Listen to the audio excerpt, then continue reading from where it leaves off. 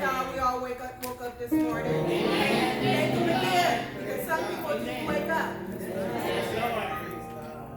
My name is Sister Nakiesha Brown. I want to thank everyone for coming out today on their busy Saturday. I know there's a lot going on in the city, in the Bay Area. Just briefly, Sister Maxine Arnold is my mother-in-law. My son Demaje is her grandson. And my son has been raised in the church since he was 3 years old. So Mount Trinity has been my second home in my family.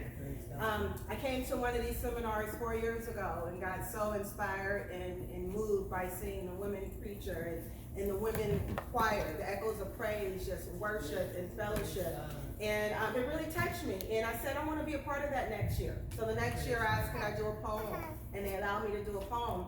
And they've been putting me on the program ever since. Even without asking me, they just put me on the program ever since. So this year when the seminar was coming up, I didn't know what I wanted to talk about. I hadn't wrote anything. And if you're a poet or a creative person, you know, you like to have what you're doing memorized because it just flows better. But I've been really busy commuting, working, and going to school. And so I said, you know what, it'll come to me. So as we got close in the last couple weeks, I said, I still don't know what I'm going to talk about. And I talked to God about it, and he said, it's going to come to you. So in the midst of this, I know Sister Arnold puts in a lot of work along with Sister Mitchell and the First Lady. And I kind of started catching a feeling about a week ago. I said, you know, all the churches you fellowship with, all of the ushers annuals you go to, you would think more people would come and support you, even if they just send one member. And she said, that's not what I do it for. I do it for God, and I do it for my commitment. I said, but still, you work for God every week when you go to their church too. And I had to sit and pray on it and think about what she said. And then I thought about how my friends want me to come and support their things, and they never come to this and support me. That's right. And I had to shake it out of my mind. I said, I'm not inviting anybody this year. That way I can't catch that feeling. Because in growing as a person, I'm trying to grow me from the inside out. And that doesn't have anything to do with anyone else. And I found that as you build your relationship with the Lord, it's about you and the Lord. Can't nobody tell you how to be a good Christian or a good person. You have to find that within yourself. And so I thought about what Sister Arnold always say, and I could never memorize it right, when she say 2 or 3 and blah, blah, blah, and I couldn't get it right, so I looked it up. And so Matthew 18:20 says, for where there are 2 or 3 gathered in my name, there I am in the midst of them. So I said it didn't matter if only 3 people came today. As long as we had a good time, that's all that matters.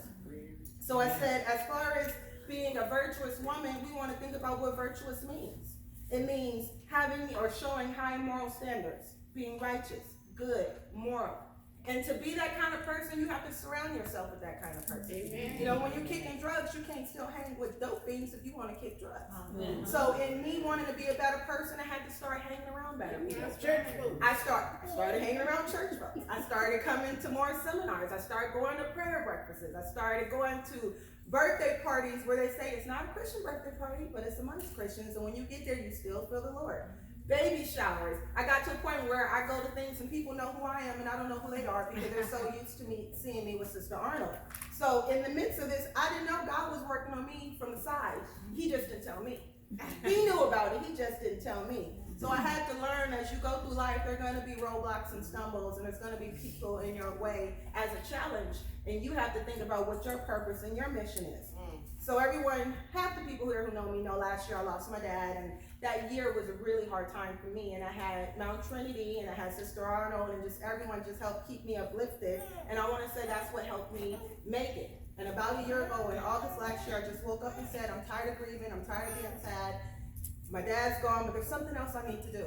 And I came here in September, and I told everyone I started applying for jobs. And guess what? I passed the test. And everyone stood up and clapped. I said, no, I didn't get the job yet. I just passed the test. Well, after that day in September, I went on 2 more interviews. Then December 24th came. I got a call at work, and I said, I got the job. And I was so uplifted and so happy. But more than that, my sister called me, who I don't speak to. And Sister Arnold been trying to work with me for 20 years to build a better relationship with my sister. She said, we're going to have a slumber party at Embassy Suites, and Mommy's coming. My mother's been out on the streets in San Francisco for 35 years on drugs. I said, we have a slumber party where? She said, all the kids coming, even your son coming. I said, my son coming, where?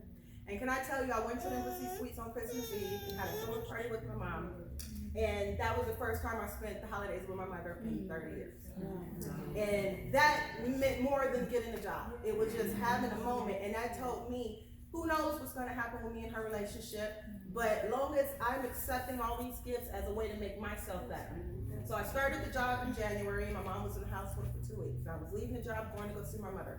But at least I was able to do that. And I felt like I was building a relationship. And I said, you know what, coming into the new year, I don't want to harp on the negative things that happen in life. All I want to do is keep finding tools to get past that. So I started the job. I found a church. I started going to a church in April and met positive women. Started just surrounding myself around people who wanted more and who encourage us as women. Because I find sometimes we break each other down as women. We always judging each other and criticizing each other. Like you feel threatened if someone else is doing well. And so I like to say that come July, I turned fabulous and 40. And I had a whole different outlook on life. I did a marathon in June to get ready to do a marathon at work. So July 7th, I turned 40. July 14th, I joined my church. July 18th, I went permanent at work. And on July 29th, I got accepted into college. And I said, God was working on me last year to get me ready for this year. And he was just testing me to see if I was going to be open to receive, everything he had for me. And 2 weeks ago, I ran my first marathon. I walked it, 4.7 miles. I did an Ironman challenge at work. Didn't think I can do it, but God said you can do it. And if it gets too hard, you stop. So I walked it, and I did it. So I'm just here to say that I feel so uplifted and encouraged, and I'm so glad to be around positive women. I go to work every day, and I have one person who gets on my nerves every day, and I have to think that's not my problem. Out of 100 people at work, there's just one person. I have people who come up to my desk and say, we're here to just see what you have on today, or to see your makeup, or you didn't make coffee, so we was wondering if you're okay. And I let that help uplift me and remind me to work on myself and my gifts. And if you come across someone who has an attitude or just a bad personality, that is not my problem. And I'm so proud one of my coworkers came to see me today. And I'm so glad to be amongst everyone. And I just want to leave you with a poem I wrote when I was 17.